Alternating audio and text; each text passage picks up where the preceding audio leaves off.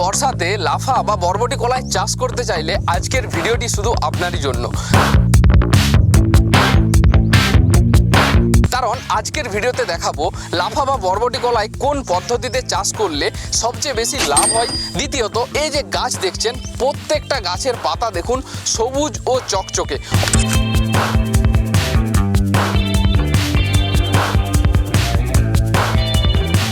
অর্থাৎ সাহেব রোগ সহনশীল। আর সব থেকে বেশি লাভ করার জন্য যেটা করতে হবে সেটা হচ্ছে দীর্ঘদিন লাস্টিং, মানে বেশি দিন হারভেস্ট করা, অর্থাৎ 2.5 থেকে 3 মাস পর্যন্ত ফল হারভেস্ট করতে পারবেন এমন জাত নিয়েও আলোচনা করব আজকের ভিডিওতে। তো আজকের ভিডিওটি খুবই ইন্টারেস্টিং হতে চলেছে, ভিডিওটি শেষ পর্যন্ত দেখার অনুরোধ রইল। এবং এই বছর বর্ষাতে লাফা বা বরবটি কলাই চাষ করে অধিক লাভ করার সুযোগ রইল। বরবটি বা লাফা কলাই চাষে সফল হতে মাত্র 2 থেকে 3টা জিনিস মাথায় রেখে আপনাদেরকে চাষে নামতে হবে। যেমন সবচেয়ে গুরুত্বপূর্ণ হচ্ছে ভাইরাস রেজিস্ট্যান্স জাত নির্বাচন করা, যেটা এই জমিতে চাষ করা হয়েছে।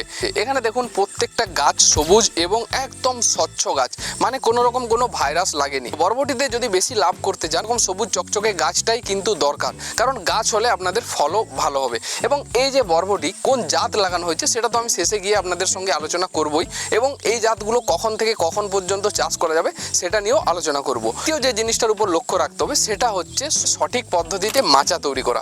এখানে যে পদ্ধতিতে মাচা তৈরি করা হয়েছে দেখুন, মাচার হাইটটা দেওয়া আছে 5 ফুটের উপরে, এবং এই যে খোলা মাচা, অর্থাৎ উপরে কোনো রকম কোনো ছাউনি নেই। এই যে মাচা, এই মাচা যদি করা হয় তাহলে ফল তুলতে যেমন একদিকে সুবিধা হয়, অর্থাৎ এইভাবে ফল হারভেস্ট করতে সুবিধা হবে।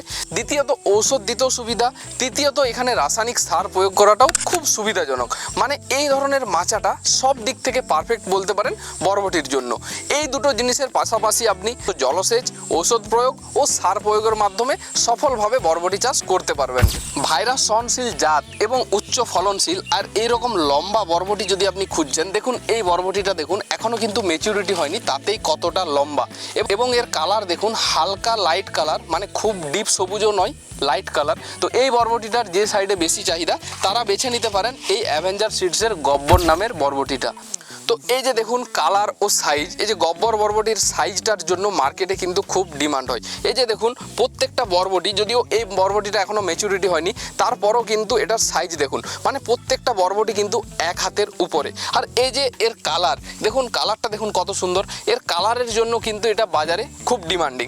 আরও একটা ব্যাপার, এই যে এই বরবটিটা, অর্থাৎ এই গব্বর জাতের বরবটি, এটা বছরের যে কোনো সময়ে যেহেতু আপনারা চাষ করতে পারবেন, তাই এটা একটা বেস্ট চয়েস হিসাবে আপনাদের থেকেই গেল। মানে এটার কোনো টেনশন নেই যে এই সময় হবে এই সময় হবে না, বছরের যে কোনো সময় আপনারা চাষ করতে পারবেন এবং ভালো রকম মুনাফাও নিতে পারবেন।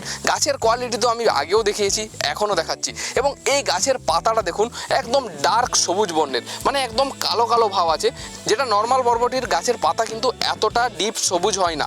আর গাছের কোয়ালিটিও যদি দেখাই, দেখুন গাছটা বেশ একটু শাখা পোশাখাযুক্ত, মানে বেশি ফলন হওয়ার লক্ষণ যেটা হয় আর কি।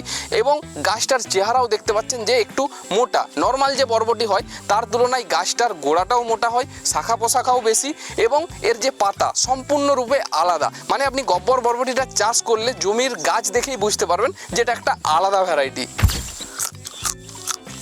আর এর স্বাদের জন্য বাজারে খুব বেশি ডিমান্ড থাকে, মানে এর যে স্বাদ একদম মিষ্ট স্বাদ, যেটা যে কাউকে আকর্ষিত করবে। ভাইরাস সহনশীলের পাশাপাশি এই বরবটিটা মিনিমাম 2.5 থেকে 3 মাস ফল দিতে সক্ষম।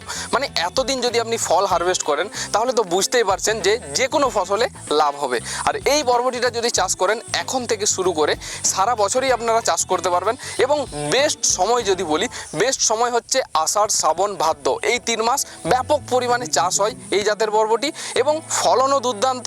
আর সব থেকে বড় ব্যাপার হচ্ছে যে এই যে গাছ কিন্তু কোনো রকম কোনো সাহেব বা কোনো রোগ লাগবে না।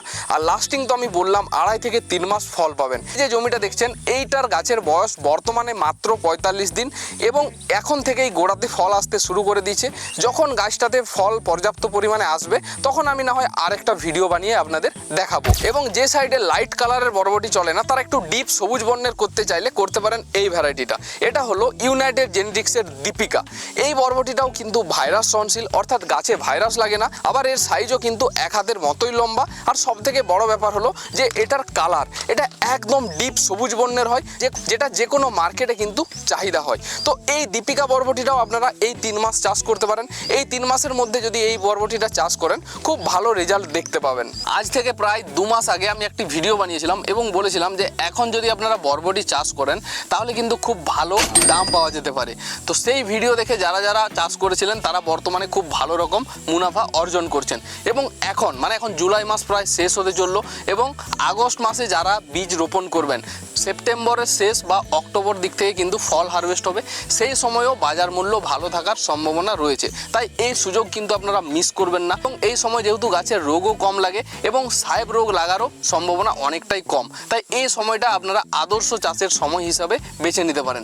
এই সময় যদি আপনারা চাষ করেন বাজার মূল্যর পাশাপাশি গাছের গ্রোথও ভালো দেখতে পাবেন, গাছের শাখা পোশাকাও বেশি হয় এবং অপেক্ষাকৃত ঔষধও কম খরচ হয়। তাই এই সময়টা বরবটি চাষের জন্য একটা আদর্শ সময়।